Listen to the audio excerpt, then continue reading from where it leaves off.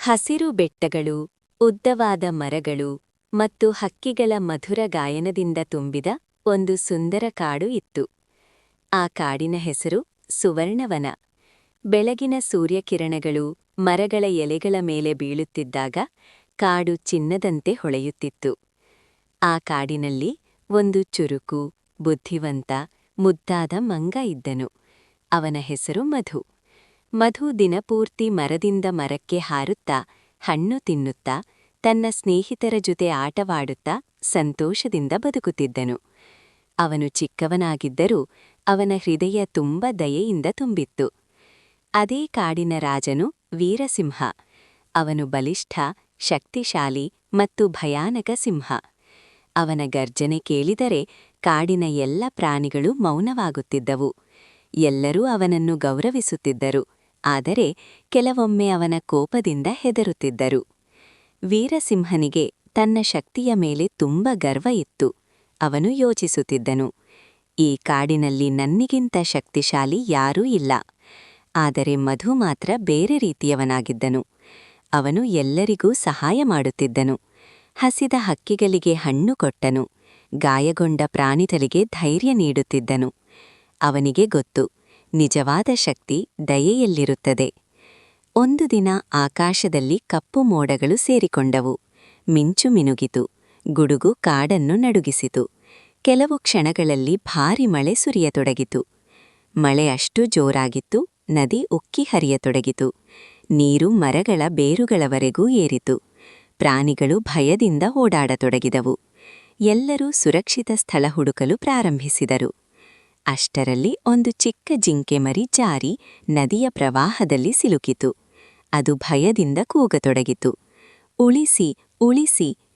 ಎಲ್ಲಾ ಪ್ರಾಣಿಗಳು ಅದನ್ನು ನೋಡಿ ದುಃಖಪಟ್ಟವು, ಆದರೆ ಯಾರಿಗೂ ಧೈರ್ಯವಾಗಲಿಲ್ಲ.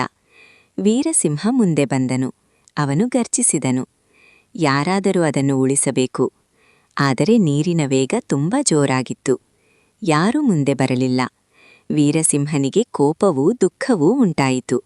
ಅವನು ಬಲಿಷ್ಠನಾಗಿದ್ದರೂ ಈ ಪ್ರವಾಹದಲ್ಲಿ ಜಿಗಿಯುವುದು ಅಪಾಯಕರವಾಗಿತ್ತು. ಅವನು ಮೊದಲ ಬಾರಿಗೆ ಅಸಹಾಯನಾಗಿ ಭಾವಿಸಿದನು.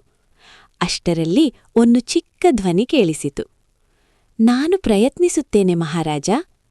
ಎಲ್ಲರೂ ಆಶ್ಚರ್ಯದಿಂದ ನೋಡಿದರು. ಅದು ಮಧು. ಅವನು ಯೋಚಿಸಿದನು, ನಾನು ಚಿಕ್ಕವನಾಗಿರಬಹುದು, ಆದರೆ ನಾನು ಮರದಿಂದ ಮರಕ್ಕೆ ಹಾರಬಹುದು. ಅವನು ಒಂದು ಉದ್ದವಾದ ಬೆಳ್ಳೆಯನ್ನು ಹಿಡಿದನು. ಧೈರ್ಯದಿಂದ ಮರದ ಮೇಲೆ ಏರಿದನು. ಮಿಂಚು ಮಿನುಗುತ್ತಿತ್ತು, ಗಾಳಿ ಜೋರಾಗಿ ಬೀಸುತ್ತಿತ್ತು. ಆದರೂ ಮಧು ತನ್ನ ಭಯವನ್ನು ಮೀರಿಸಿದನು. ಅವನು ಒಂದು ಮರದಿಂದ ಮತ್ತೊಂದು ಮರಕ್ಕೆ ಹಾರಿದನು. ನೀರಿನ ಮೇಲೆ ತೂಗುತ್ತಿದ್ದನು. ಕೊನೆಗೆ ಜಿಂಕೆ ಮರಿಯ ಹತ್ತಿರ ತಲುಪಿದನು. ಅವನು ಮೃದುವಾಗಿ ಹೇಳಿದನು, ಭಯಪಡಬೇಡ, ನಾನೇ ಇಲ್ಲಿದ್ದೇನೆ. ಅವನು ಬೆಳ್ಳೆಯನ್ನು ಜಿಂಕೆಗೆ ಹಿಡಿಯಲು ಹೇಳಿದನು. ಜಿಂಕೆ ಮರಿ ನಡುಗುತ್ತಾ ಅದನ್ನು ಹಿಡಿದಿತು. ಮಧು ತನ್ನ ಎಲ್ಲಾ ಶಕ್ತಿಯನ್ನು ಬಳಸಿ ಎಳೆಯತೊಡಗಿದನು. ಕೆಲವು ಕ್ಷಣಗಳು ತುಂಬ ಕಷ್ಟಕರವಾಗಿದ್ದವು. ಆದರೆ ಕೊನೆಗೆ ಜಿಂಕೆ ಮರಿ ಸುರಕ್ಷಿತವಾಗಿ ಮರದ ಮೇಲೆ ಬಂದಿತು. ಎಲ್ಲ ಪ್ರಾಣಿಗಳು ಸಂತೋಷದಿಂದ ಕೂಗಿದವು, ಮಧು, ಮಧು, ಮಧು. ವೀರಸಿಂಹ ನಿಧಾನವಾಗಿ ಮಧುವಿನ ಬಳಿಗೆ ಬಂದನು. ಅವನ ಕಣ್ಣುಗಳಲ್ಲಿ ಕೃತಜ್ಞತೆ ತುಂಬಿತ್ತು. ಅವನು ತನ್ನ ತಲೆ ತಗ್ಗಿಸಿ ಹೇಳಿದನು, ನಾನು ಬಲಿಷ್ಠನಾಗಿದ್ದರೂ ಇಂದು ನಿನ್ನ ಧೈರ್ಯವೇ ಕಾಡನ್ನು ಉಳಿಸಿದೆ. ಮಧು ಮೃದುವಾಗಿ ನಗುತ್ತಾ ಹೇಳಿದನು, ಮಹಾರಾಜ, ಬಲ ದೇಹದಲ್ಲಿರಬಹುದು, ಆದರೆ ನಿಜವಾದ ಶಕ್ತಿ ಹೃದಯದಲ್ಲಿ ಇರುತ್ತದೆ. ಆ ದಿನದಿಂದ ವೀರಸಿಂಹನ ಮನಸ್ಸು ಬದಲಾಗಿತು. ಅವನು ತನ್ನ ಕೋಪವನ್ನು ಕಡಿಮೆ ಮಾಡಿದರು. ಅವನು ಮಧುವನ್ನು ತನ್ನ ಸ್ನೇಹಿತನಾಗಿ ಮಾಡಿಕೊಂಡನು.